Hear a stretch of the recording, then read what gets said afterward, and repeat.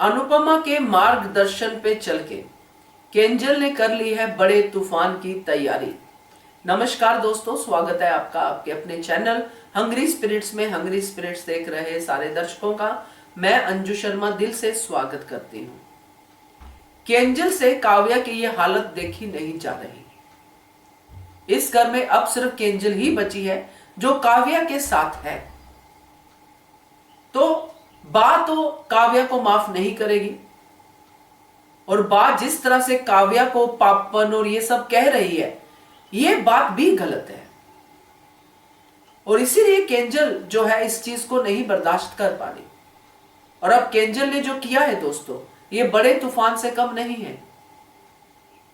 चर्चा करते हैं। पहले वही निवेदन, जिन्होंने अभी तक चैनल को सब्सक्राइब नहीं किया है कर लीजिए। साथ में दोस्तों बेल आइकॉन दबाइएगा ताकि आपको हमारे वीडियोस के नोटिफिकेशन मिलते रहें।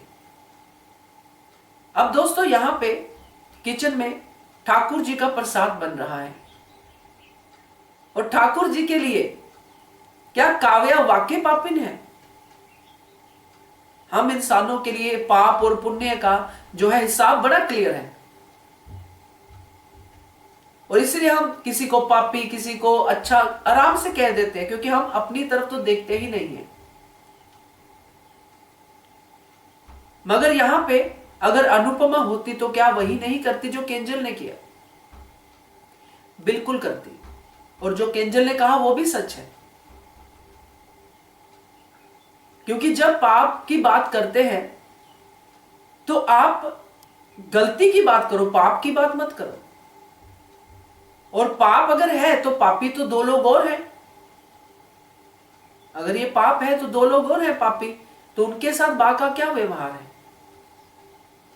ऐसा ही है कि दूर दूर रहो, जैसे कोई ऐसी चीज सामने आ गई हो जिसको टच ही नहीं करना है, अनटचेबल बना दिया।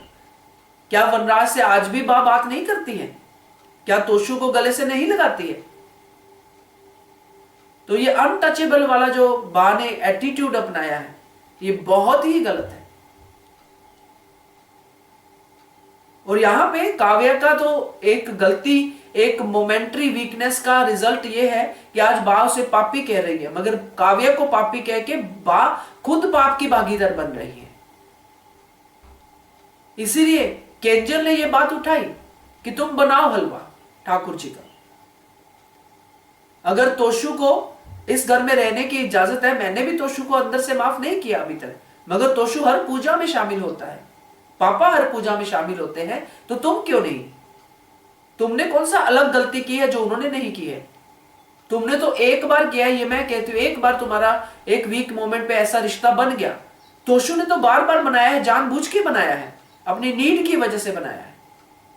और वनराज ने तो इतना बड़ा धोखा दिया है कि अपने ही बेडरूम में किसी और को लेके आ गया। तो तुमसे बड़े पापी तो ये घर में बैठे हैं जो हर पूजा में शामिल होते हैं। तुम्हारा पाप यही है कि तुम्हारे पेट में बच्चा है।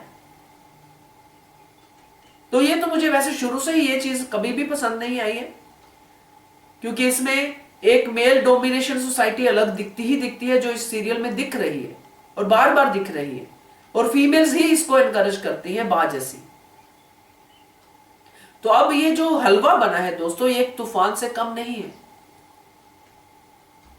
बाकी का तूफान तो आ ही रहा है, ये हलवे वाला उससे पहले आ जाएगा।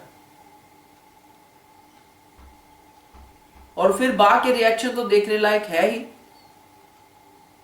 देखते हैं ये हलवा क्या जलवा दिखाता है, क्योंकि केंजल की ये सोच पे सच में आज बहुत गर्व हुआ कि ऐसा ही सोचना चाहिए, तभी एक फीमेल दूसरी फीमेल को सपोर्ट कर सकती है।